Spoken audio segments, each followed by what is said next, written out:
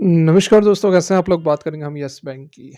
Yes bank में आज हल्की-सी गिरावट हमें देखने को मिली है, लेकिन स्टॉक के अंदर काफ़ी दिनों से हमें कोई बड़ा मूवमेंट नज़र नहीं आ रहा है। आप देख सकते हैं स्टॉक की यदि हम आज की बात करें तो आज भी हल्की-सी गिरावट रही। बहुत बड़ी गिरावट हालाँकि नहीं हुई है, लेकिन काफ़ी दिन हो गए स्टॉक जो है वो अपना मोमेंटम मेंटेन नहीं कर पा रहा है जिस तरह से इसने इस समय किया था। मतलब जो एचडीएफसी वाली खबर आई थी उसके बाद से स्टॉक जो है वह या तो कंसोलिडेट कर रहा है या फिर करेक्शन के फेज़ में चल रहा है। यहाँ पर देखिए एक रेसिस्टेंस ज़ोन था लगभग ₹25.5 पर, तो ₹25.5 पर यह आया भी। यहाँ देखो आप, ये ₹25.5 के आसपास इसने एक हाई भी लगाया था, जो कल की हमारी हाई थी, लगभग उसी रेंज में देख सकते हैं। ये वाली कल की कैंडल और इसका जो हाई था वो ₹25.70 50 पैसे, जो ये वाली हमारी स्विंग हाई थी, इसके हाई के पास आया था। लेकिन वहाँ से देख सकते हैं आज जो है हल्की गिरावट हुई और नीचे की तरफ ये मूव कर रहा है। मतलब कि इस रेसिस्टेंस को काट नहीं पा रहा है अभी। इतनी स्ट्रेंथ जो है स्टॉक के अंदर नहीं है कि वो इसको काट के उसके बाद ये 20 डेज़ ईएमए को काटे, उसके बाद ये अपने पिछले स्विंग हाई मतलब कि ₹32 तक पहुँचे, उसके बाद फिर ऊपर की ओर जो बड़े टारगेट्स निकल कर आ रहे हैं वो आएँगे। लेकिन अभी जो राह है, जो रास्ता है वो थोड़ा-सा मुश्किल लग रहा है। ऐसी बात नहीं है कि यह पॉसिबल नहीं है। ओवरऑल सेंटिमेंट्स भी बहुत अच्छे नज़र नहीं आ रहे हैं। अभी 2-3 दिन पहले अच्छी तेज़ी बनी थी, डेढ़ 2% तक बैंक निफ्टी के अंदर तेज़ी आई थी, लेकिन उसके बाद फिर से स्टॉक या फिर इंडाइसेस के अंदर गिरावट ही हमें देखने को मिल रही है। कल भी इसी तरह का मार्केट रहा, आज भी कोई ख़ास मूवमेंट नहीं रहा एक साइड में, मतलब कि कन्फ्यूज़न बना रहा दोनों तरफ।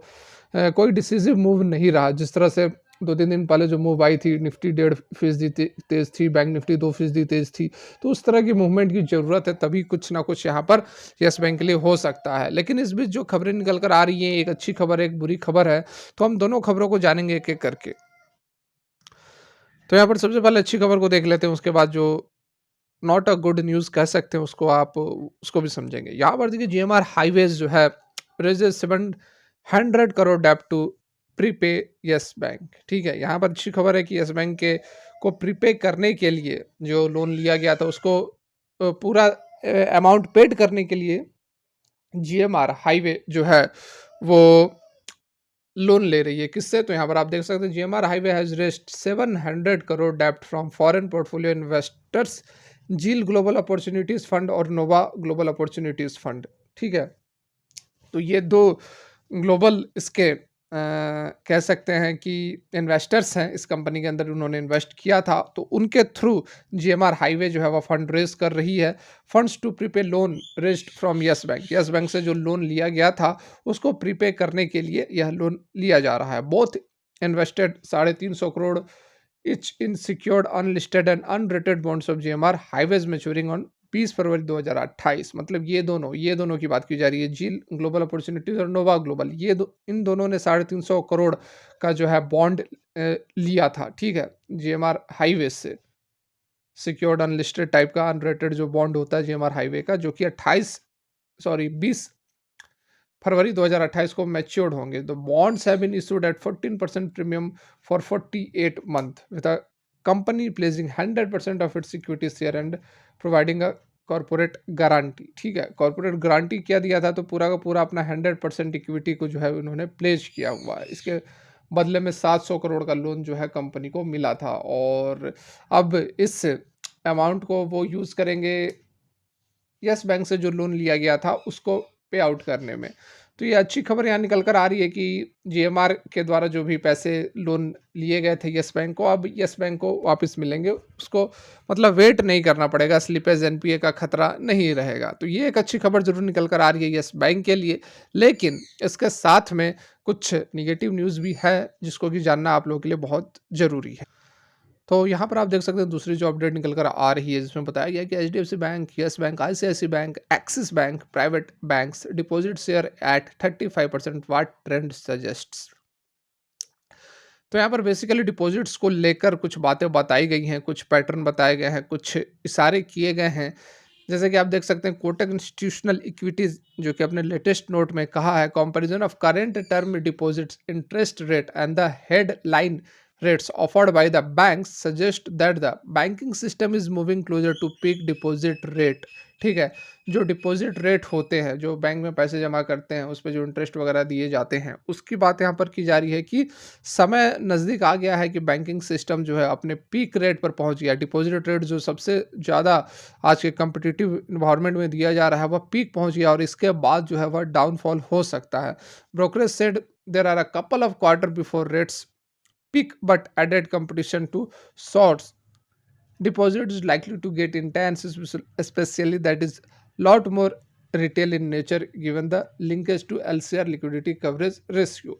ठीक है, तो रिटेल इन्वेस्टर्स की यहाँ पर बात की जा रही है, जो मतलब रिटेल कस्टमर्स है, नॉट इन्वेस्टर्स। रिटेल कस्टमर्स को यहाँ पर ज़्यादा लोन बांटा जा रहा है, जो कि directly LCR liquidity coverage ratio, मतलब कि कितना लिक्विडिटी जो है वह बैंक अपने पास मेंटेन करेगी, उसको डायरेक्टली इम्पैक्ट करता है।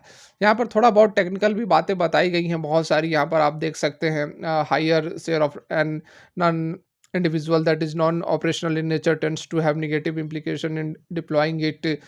ठीक है, तो बहुत सारी बातें हैं जो कि हमारे काम की यहाँ पर नहीं है। हमें क्या समझना है वो मैं आपको यहाँ पर दिखाता हूँ। ये देख सकते हैं आप, ये जो टारगेट्स निकल कर आए हैं उसकी यहाँ पर हम बात करेंगे। स्पेशली कोटक ने फेयर वैल्यू भी बताया, अभी लेटेस्ट नोट है, पहले की भी अपडेट नहीं है, अभी टाइम भी आप देख सकते हैं, लेटेस्ट अपडेट निकल कर आ रही है और इसमें बताया गया है कि कौन से बैंक का क्या वैल्यूएशन चल रहा है और किस लेवल पर यहाँ पर बाइंग हो सकती है, कहाँ पर अब सेल करना चाहिए, क्या कुछ है सारे यहाँ पर बताया गया है। तो आप देख सकते हैं बैंक की यदि हम बात करें तो सबसे पहले जो एयू स्मॉल फाइनेंशियल बैंक है उसको सेल की रेटिंग दी गई है, अभी 578 पर चल रहा है।